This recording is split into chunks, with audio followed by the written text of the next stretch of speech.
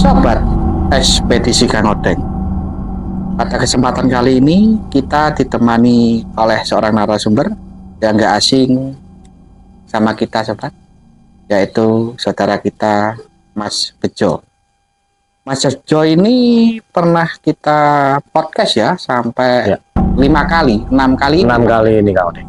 Masya Allah, Mas Bejo tadi mampir ke rumah main-main lah ya, katanya ada acara di Alas Purwo Mas. Dan ada acara, saya ngantar tamu ke Alas Purwo dan kebetulan beliau kan sudah masuk ya, jadi ada kesempatan kosong saya mampir Kang Odeng. Siap, terima kasih sebelumnya Mas ya, karena Mas Bejo ini pernah jadi narasumber kita sampai ke 6 kali ini. Beliau juga sekarang mempunyai kisah. Mas Bejo ini pernah dulunya juga katanya pernah mencari pesugihan di Gunung Kemukus. Betul. Itu awal ceritanya gimana Mas? Ya, jadi gini Kang Odeng, itu berdasarkan pengalaman saya mengantar ya, awalnya itu mengantar tepatnya itu dua orang yang berbeda, di mana acara yang pertama itu berhasil, lalu di acara kedua juga berhasil. Dari situlah saya muncul katakanlah keinginan untuk bisa membuktikan sendiri. Nah, kejadian itu kurang lebih waktu itu di tahun 2009-2010 Kang Odeng. Ya, itu kejadian saya. Nah, waktu tahun itu saya juga masih bergelut dengan dunia antikan ya. Kalau orang sekarang bilang antikan, yang berhubungan tentang SM atau samurai, TR atau tokek dan lain sebagainya. Juga ada uang dolar dan sebagainya. Banyak sekali Kang Odeng dunia antik, termasuk mustika-mustika yang untuk dilakukan proses dan sebagainya, dan pusaka.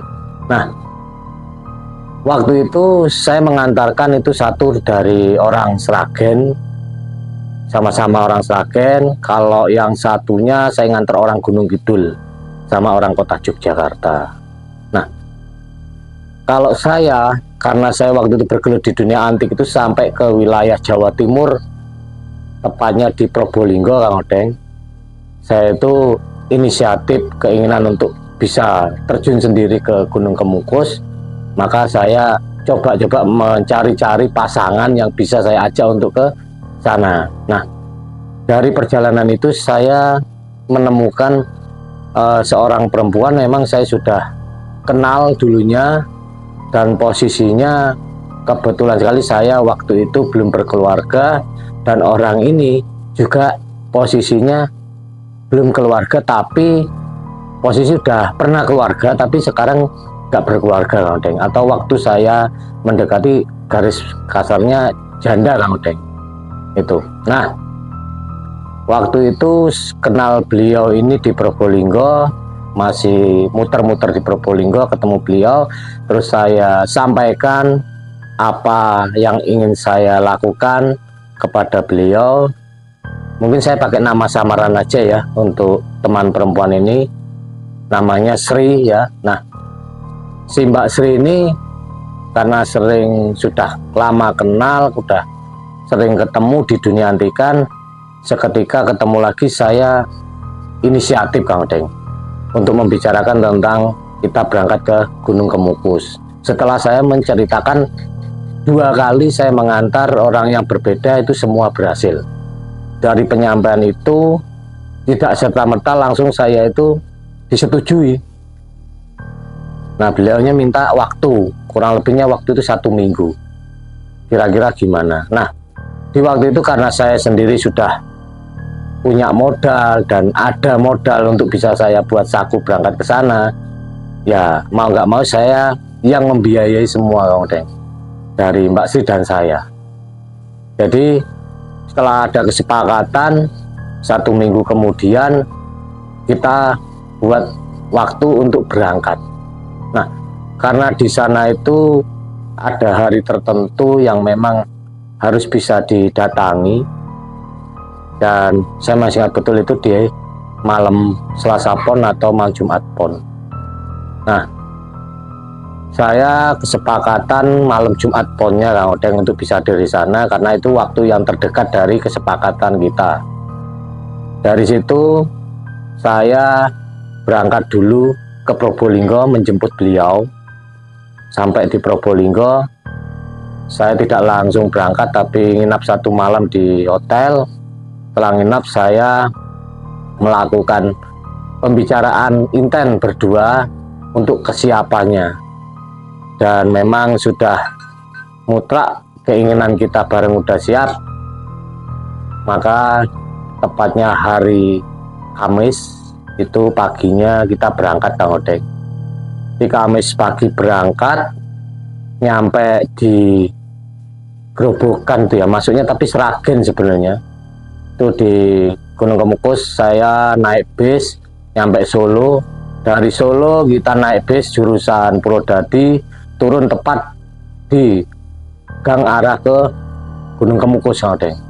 Nah, dari situ kita naik ojek untuk menuju ke Bukit Kemukus. Ternyata posisinya waktu itu memang untuk air di sekitaran bukit itu tidak ada, alias kering danaunya. Jadi kita dimudahkan lebih cepat naik ojek itu, tidak harus naik sampan atau naik perahu. Kalau dulu saya itu naik perahu dulu baru bisa nyampe ke bukit, tapi karena kan itu waktu itu musim kemarau, jadi kita naik ojek itu langsung tanpa harus naik perahu atau sampan sampai ke bukit.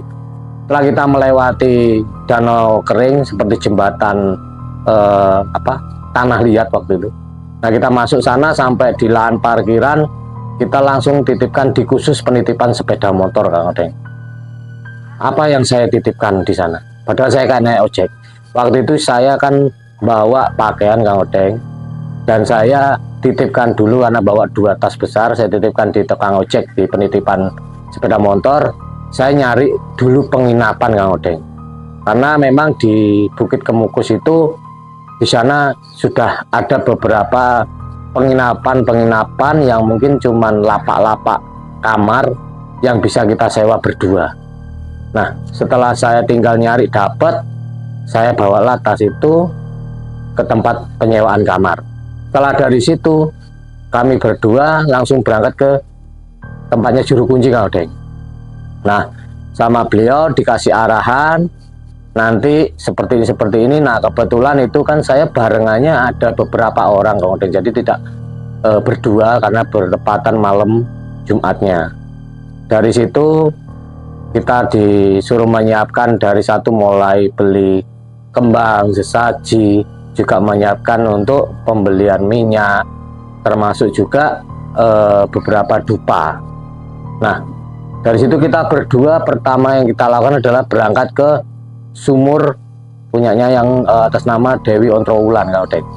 Itu saya ke sana dulu, dan sumur itu memang yang saya bikin heran selama saya nganter pun sampai saya datang pun itu tidak kering total. Air sih ada tapi tidak penuh di sumurnya, dan itu yang sempat saya heran sampai sekarang, air itu nggak pernah habis di sumur. Ditimba itu manual, ada pakai timba dari bahan karet itu loh talinya. Nah, dari situ kan sudah berjajar banyak sekali jerigen-jerigen yang ngantri juga mau ambil air itu. Tujuannya apa? Memang digunakan untuk mandi Kang Odeng. Karena kita didampingi oleh juru kunci, ya mau nggak mau kita ngikuti arahan juru kunci. Sampai di satu bilik kamar seperti kamar mandi, kita dimandiin kembang. Setelah dimandiin kembang, kita suruh baca doa. Ya, doa waktu itu memang rapalannya pendek semua. Setelah dari situ kita diminta naik ke makamnya Pangeran Samudro.